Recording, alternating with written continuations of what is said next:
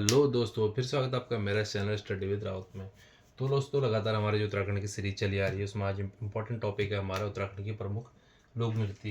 वैसे तो हमारे साथ बहुत सारे लोक नृत्य हैं जिन पे हम बात कर सकते हैं और जो कि हमारे उत्तराखंड में हैं भी, लेकिन हम कुछ इम्पोर्टेंट लोक नृत्य यहाँ पे देखेंगे जो एग्जाम की दृष्टि से काफ़ी महत्वपूर्ण होने वाले हैं। ठीक है, तो सबसे पहला हमारा है थड़िया नृत्य।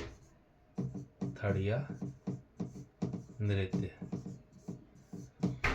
दोस्तों, थड़िया नृत्य क्या है कि यह गढ़वाल क्षेत्र में, ठीक है, यहाँ गढ़वाल क्षेत्र में बसंत पंचमी के बिखोत तक, ठीक है, बसंत पंचमी होती है वहाँ पे बिखोत होता है, तब विवाहित लड़के द्वारा घर के थाड़ में थड़िया गीत गाए जाते हैं और नृत्य किए जाते हैं।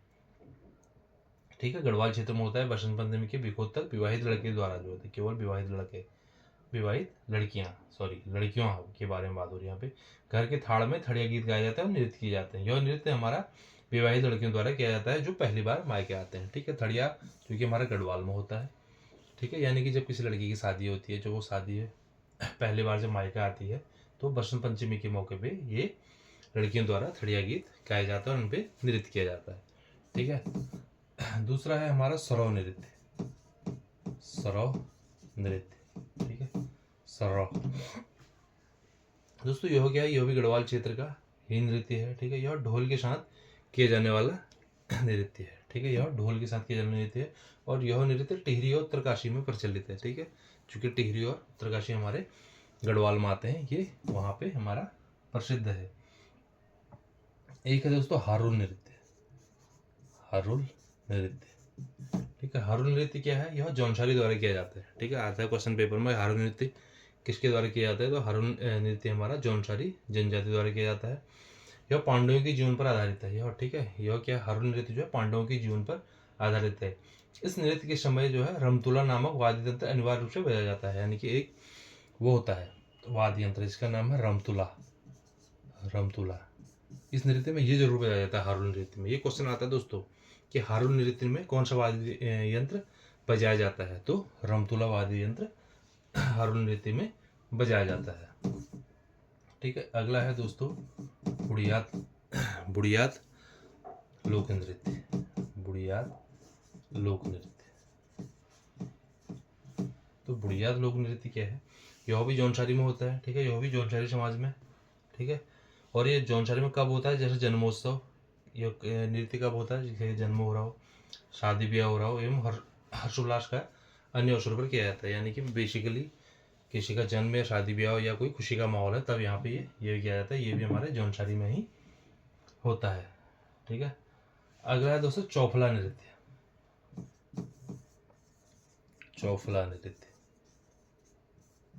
चौफला नृत्य, चौफला नृत्य क्या है दोस्तों, ये गढ़वाल क्षेत्र में स्त्री पुरुषों द्वारा एक साथ अलग अलग टोली बनाकर किया जाता है। ये आपने देखा भी होगा, इस प्रकार के टोली इसमें बने रहते हैं, उनके द्वारा ये किया जाता है। और इस नृत्य को बेसिकली जो माना गया है कि पार्वती ने शिव को प्रसन्न करने के लिए किया था। ठीक है, जो हमारा चौफला नृत्य है ना, ये नृत्य जो है पार्वती ने शिव को, ठीक है, माता पार्वती है, उन्होंने भगवान शिव को प्रसन्न करने के लिए नृत्य किया था।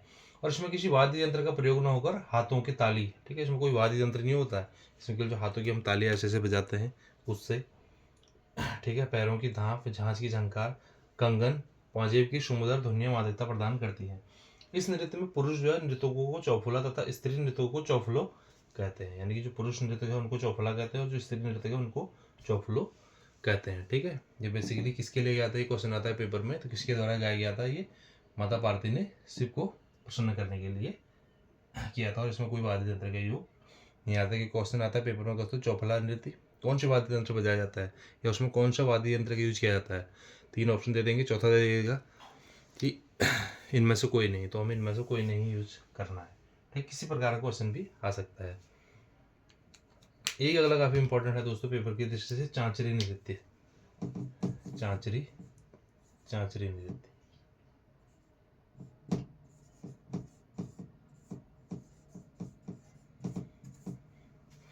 चांचरी नृत्य क्या है दोस्तों, यह गढ़वाल क्षेत्र में ही होता है यह भी, और यह माघ के महीने में, ठीक है, पोष के बाद जो आता है माघ महीने में की चांदनी रात में, ठीक है, माघ की चांदनी रात में स्त्री पुरुषों द्वारा किए जाने वाला एक श्रृंगांगिक नृत्य है, ठीक है। यानी कि बेसिकली ये गढ़वाल में माह के महीने में चांदनी रात में होता है, जो कि स्त्री पुरुष दोनों द्वारा किया जाता है।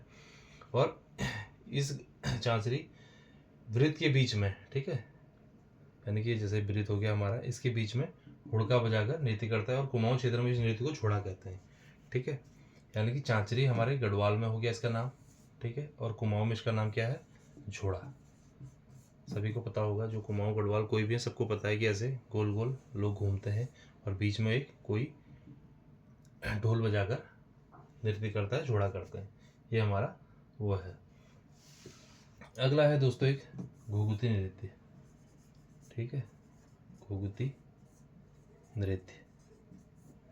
घुघुती नृत्य, घुघुती नृत्य क्या है दोस्तों, यह गढ़वाल क्षेत्र का नृत्य छोटे छोटे बाल बालिकाओं द्वारा मनोरंजन के लिए किया जाता है, ठीक है, जो कि हमारे गढ़वाल में होता है। बालक और बालिकाओं द्वारा मनोरंजन के लिए ये किया जाता है, ठीक है। अगला है दोस्तों जागर नृत्य। जागर नृत्य, ठीक है, जागर आपको पता है कुमाऊं में भी होता है, गढ़वाल क्षेत्र में होता है। यह हमारा पौराणिक गाथाओं पर आधारित नृत्य है। यह भी कृष्ण, पांडवों, भैरव, काले आदि को प्रसन्न करने के लिए जाता है। जागर गीतों को जो हाथ में डमरू बजाते हैं उनको हम क्या कहते हैं, जगरिया कहते हैं। और थाली लेकर हरिजन वाद और जी हुड़का हुड़का ढोल दमा बजाते हैं, ठीक है। तो ये हमारा बेसिकली नृत्य है। एक नृत्य और देख लेते हैं जो कि पेपर की दृष्टि से काफ़ी इंपॉर्टेंट है, छोलिया। छोलिया नृत्य, ये दोस्तों आजकल शादी ब्याह में हमारा अभी भी चल रहा है, इसका प्रचलन, ठीक है। यह कुमाऊं क्षेत्र का प्रसिद्ध नृत्य है, हमारा कुमाऊं बिल्कुल कुमाऊं का है। जैसे शादी या धार्मिक आयोजन में ढाल लोट तलवार के साथ किया जाता है, आपने बिल्कुल देखा होगा। और गढ़वाल क्षेत्र के शनि पौराण नृत्य की तरह है। यह नागराज, नरसिंह तथा पांडव लीलाओं पर आधारित नृत्य है। तो दोस्तों ये तो कुछ नृत्य, हालांकि नृत्य तो बहुत सारे हैं, लेकिन मैंने कुछ इंपॉर्टेंट बताए हैं जो पेपर की दृष्टि से काफ़ी इंपॉर्टेंट है। इनसे रिलेटेड क्वेश्चन आते हैं, तो आपको पता होना चाहिए कौन सा नृत्य किस प्रकार का है, कहाँ पे गाया जाता है। तो उम्मीद करता हूँ दोस्तों ये वीडियो आपको अच्छा लगा होगा नृत्य से संबंधित। अगर इनसे रिलेटेड कोई भी क्वेश्चन आते हैं, अगर आपके पास टाइम है तो आप बुक से और टाइप के नृत्य भी पढ़ सकते हैं। ऐसा नहीं है कि आप उनको नहीं पढ़ सकते, कई बार उनसे भी क्वेश्चन बन के आते हैं, बट ज़्यादातर चांसेस जो इनसे क्वेश्चन बन के आते हैं वो हमने यहाँ पे कवर कर लिए। दोस्तों मुलाकात होगी अगली वीडियो में कुछ और चीज़ों के साथ, तब तक के लिए बाय बाय।